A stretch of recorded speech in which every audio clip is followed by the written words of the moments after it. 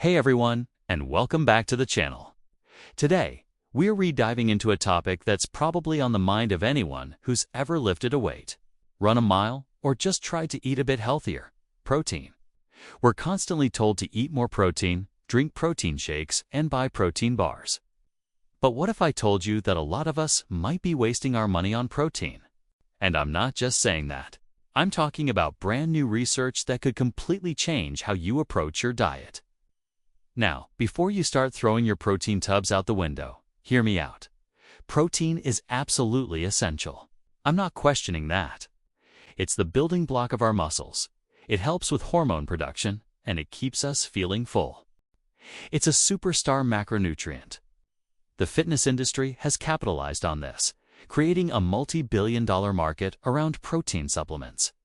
We see ads everywhere telling us we need 30 grams of protein immediately after a workout, or that we need to be chugging shakes throughout the day to maximize our gains. But here's the bombshell.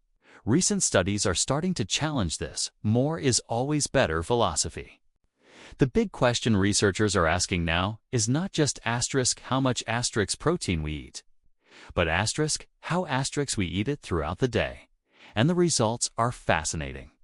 It seems our bodies have a limit to how much protein they can effectively use for muscle building in a single sitting.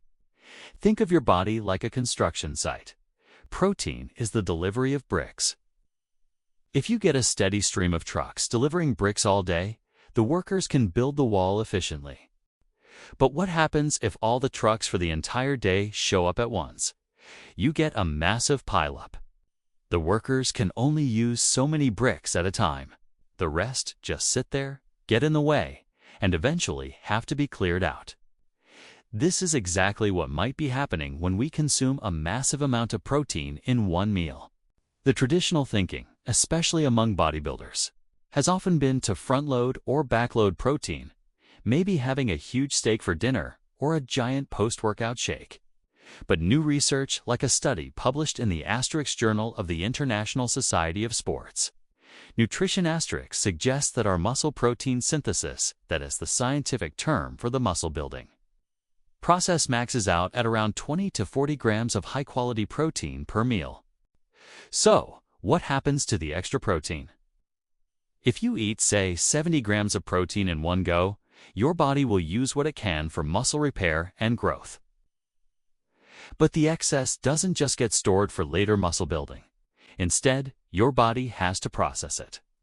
It gets broken down, and the nitrogen is removed and excreted, which puts a little extra strain on your kidneys. The remaining components, the carbon skeletons, are then either used for immediate energy or, and here's the kicker, converted and stored as fat. Yes, you heard that right. That extra-large, super expensive protein shake could be contributing to fat storage, not muscle growth. This is a game changer because it means that timing and distribution are just as important, if not more important, than the total daily amount. Instead of just focusing on hitting a big protein number by the end of the day, we should be thinking about spreading our intake more evenly across our meals. Let's break down what this looks like in practice. Imagine your daily protein target is 120 grams. The old-school approach might be a small breakfast, a moderate lunch, and then a massive 80-gram protein dinner. Based on this new evidence, a much more effective strategy would be to have 4 meals, each containing 30 grams of protein. That could be something like eggs for breakfast, a chicken salad for lunch, a Greek yogurt snack in the afternoon, and then a piece of fish for dinner. Each of these meals would trigger a robust muscle protein synthesis response. You're essentially giving your body 4 separate opportunities to build and repair muscle throughout the day, instead of just 1 or 2 massive, inefficient attempts. This is what researchers are calling the pulsing or distribution strategy. It keeps your body in a more consistently anabolic or muscle-building state.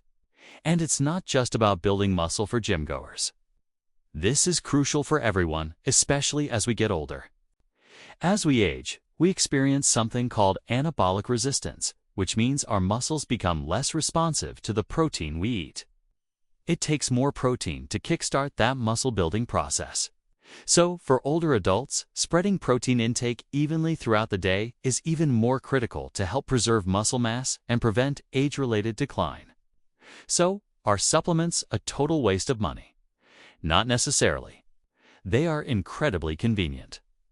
If you struggle to get enough protein from whole foods, or if you need a quick and easy option post-workout or on the go, a protein shake can be a fantastic tool.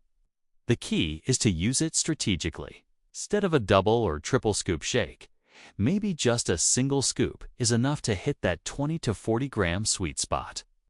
Use it to supplement a meal that's low in protein or as one of your spaced-out protein pulses during the day. The real waste of money is over-consuming. It's the belief that if 25 grams is good, 50 must be twice as good. Our bodies just don't work that way.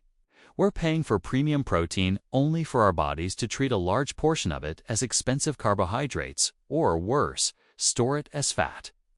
It's like paying for a high-speed train ticket and then getting stuck in traffic. So, what's the main takeaway here?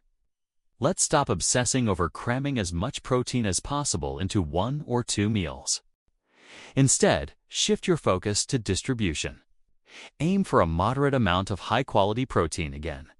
That magic number seems to be around 20 to 40 grams, depending on your size and activity level at each meal, spread across 3 to 5 meals a day.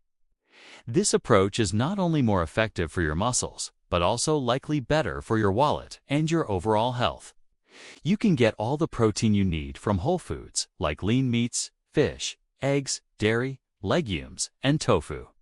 Use supplements wisely as a convenient tool, not as a crutch or a magic bullet. Think about your current eating habits. Are you guilty of skipping breakfast and then eating a gigantic dinner? Do you rely on a massive post-workout shake as your main protein source? If so, try making a small change. Add a protein source to your breakfast. Split your large dinner into a smaller dinner and a high-protein evening snack. See how you feel? I bet you'll notice better energy levels, better recovery, and you might even save some money in the process. The science of nutrition is always evolving, and it's our job to stay informed and adapt. This isn't about demonizing protein. It's about using it smarter.